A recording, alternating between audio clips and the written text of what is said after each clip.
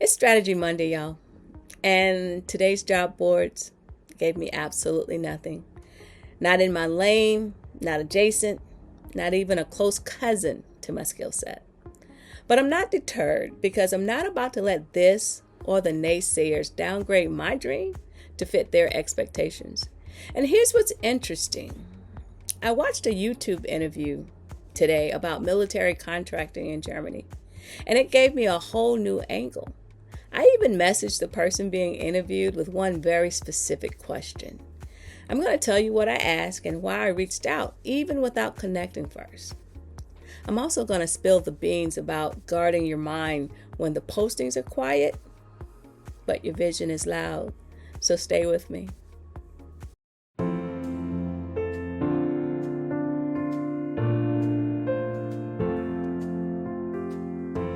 Hey family, welcome back to Ways of Change. I'm Vanessa and this is day 26 of 100, posting every day while I take you with me on my overseas job hunt, the strategy behind the scenes, and the mindset it takes to keep showing up when the timeline is acting brand new. Today is Strategy Monday, so here's what you're getting. A quick job hunt update, and yes, it was a dry desert. The strategy pivot I'm testing after watching a contractor's interview, and today's Strategy Monday topic, 5 preliminary steps you could take to prep for contractor opportunities while USAJOBS is quiet without panicking or switching lanes too soon.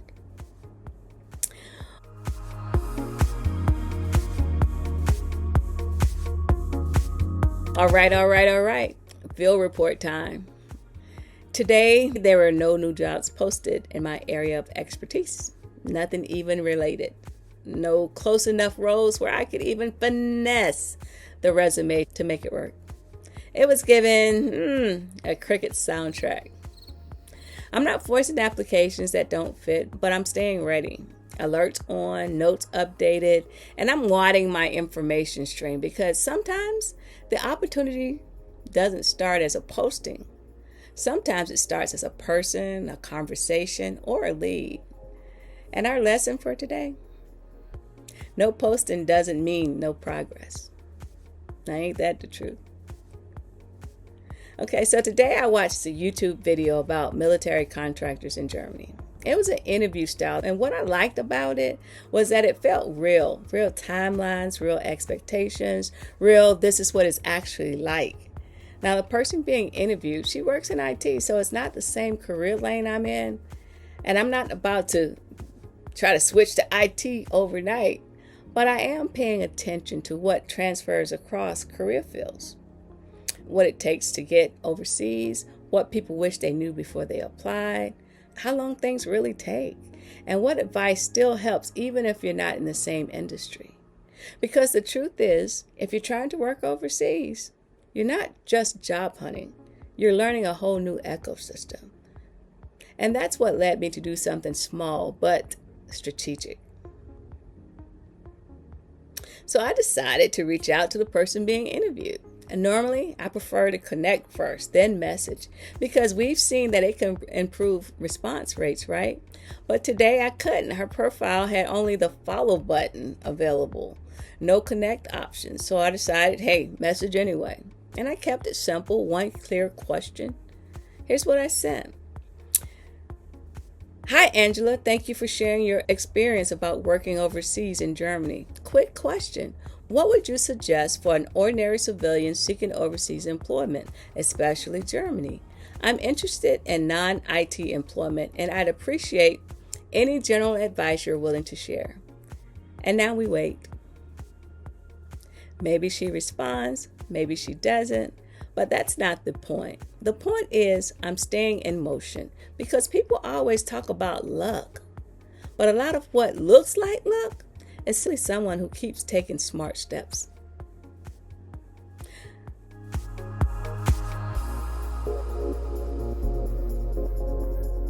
Okay, y'all, so let's get into the mindset tip of the day because this is the part that will make or break your consistency. Guard your mind. Because if you don't guard your mind, this process will start narrating your life. And the job hunt will try to convince you that silence means failure, delays mean you're behind, And other people's fear is wisdom. And I'm not saying everybody who doubts your dream is a hater. Some people love you. But here's what's true. A lot of people will try to resize your dream to what feels possible for them. They'll say stuff like, why do you want to go all the way over there? That's not realistic. Just stay where you are. At your age, girl. And if you let that sit in your mind long enough, you'll start editing your own vision. Not because God told you to, but because somebody else got uncomfortable. So when I say guard your mind, I mean these three things. 1, don't let outside voices become inside beliefs. Opinions are loud, but they are not the law. You can listen and still keep going. And sometimes the most powerful sentence you can say is, I hear you, but I'm going anyway. Number 2, don't confuse quiet with closed. Quiet is not closed. Quiet is the system is slow, the right posting isn't up yet, the email hasn't come, the timeline is not yours to control. Quiet doesn't mean it's over. It means you're still in the middle, and in the middle is where a lot of people quit. Not because they can't do it, but because their mind starts working against them. Number 3, protect what you feed your mind. Your mind is like a garden. Whatever you water grows. So I'm paying attention to my inputs. What content I watch, who I talk to, what I keep replaying, what I keep telling myself. Because if you keep feeding fear, fear will multiply. If you keep feeding hope, hope will strengthen. And today, I'm choosing to feed my mind courage, curiosity, consistency, and faith. Here are 3 questions you can ask yourself when you feel anxiety kicking in. First one, what story am I making up because I don't have an update? 2, what am I believing right now that I have no proof for? 3, what would I tell my best friend if she was in my position? Those questions pull you out of the mental drama and back into focus. Because guarding your mind is not about pretending everything is perfect. It's about refusing to let fear in the driver's seat.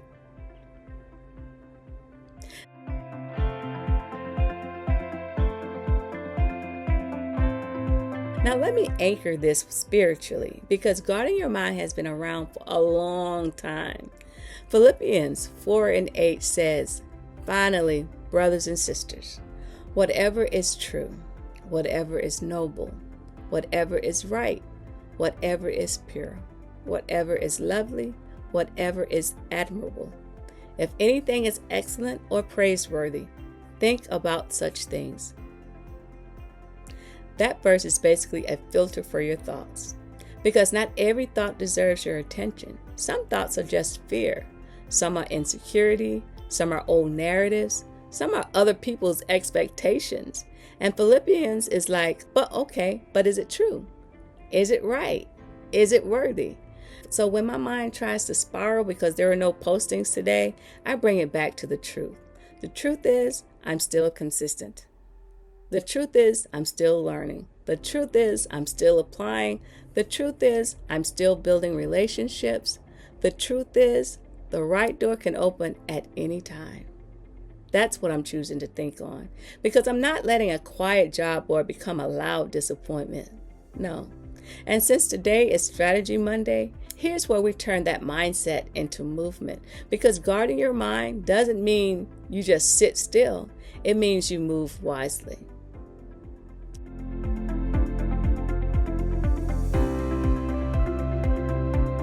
Okay, for today's topic on this Strategy Monday, we're talking about something I said we wasn't going to touch until later: military contracting.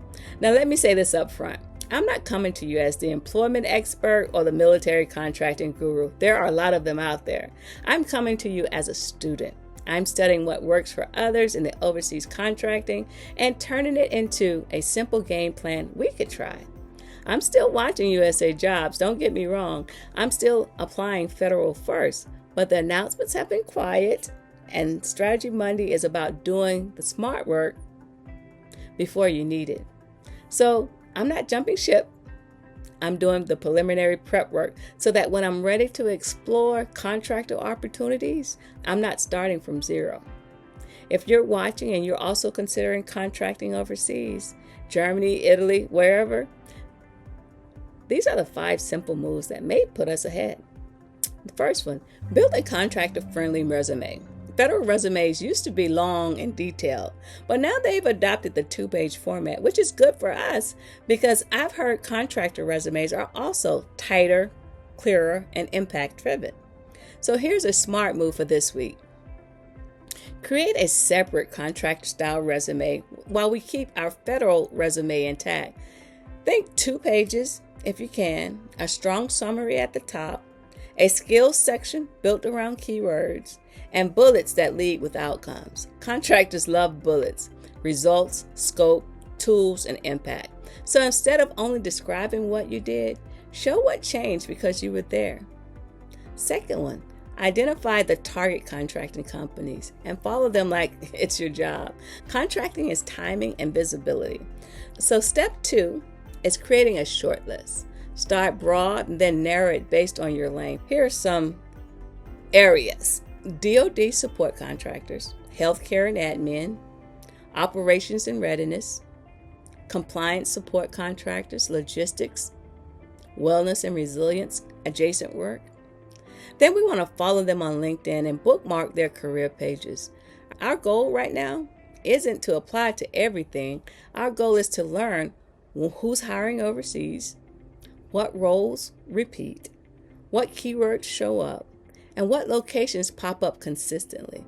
Because when we finally decide to explore contracting opportunities, we'll already know the landscape.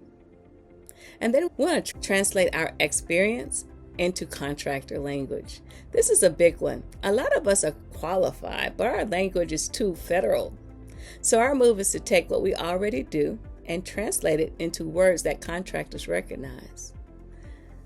The fourth one, we want to learn the basic overseas contracting requirements so you don't get surprised. I got this from that same YouTube video I watched earlier, and she said this is where a lot of people get tripped up. So let's start gathering the intel now. Let's start a notes doc and call it Overseas Contracting Requirements and Questions. And track patterns like whether roles in your lane typically require clearance, like public trust, a secret, a top secret, documentations, do they want transcripts, certifications, references, whether roles mention the SOFA agreement or base access, whether location or housing is included. That's my favorite. We got to have the location, and I prefer housing as well. And any must-have requirements you keep seeing repeatedly. You don't have to solve everything today. You just have to start collecting patterns so nothing catches us off guard. Then what we want to do is start informational networking with one question without asking for a job. That's creepy. This is the Strategy Monday move. You're not asking strangers to hire you. You're doing what I did today. One respectful question. Look for people already overseas, contractors, civilians, even adjacent fields. Ask something like, what would you tell someone exploring overseas contracting for the first time? What do you wish you knew before accepting an overseas contract? What's the biggest difference between federal employment and contracting overseas? One question, no pressure, no job ask, because the goal isn't to beg for opportunities. The goal is to gather intel so you can move smarter. And let me say this, doing preliminary prep work doesn't mean I'm doubting my federal path. It means I'm being strategic. It means I'm building options. It means I'm staying ready, using this quiet season wisely. And I don't know who needs to hear this, but having multiple pathways is not a lack of faith, it's wisdom. So yeah, I'm still watching USAJOBS like a hawk. But while it's quiet, I'm going to do the kind of work that keeps my momentum strong without losing my mind. All right, friends, day 26 is in the books. If you've worked overseas, federal or contracting, drop one piece of advice in the comments. Something that you'd give somebody trying to make that move. Even one sentence will help. And if you're new here, hey, subscribe and check out the playlist so you can follow the full journey from day 1 through day 26. Hey y'all, I'm Vanessa, and this is Waves of Change. Thank you so much for joining me today. I'll see you tomorrow for day 27. Bye.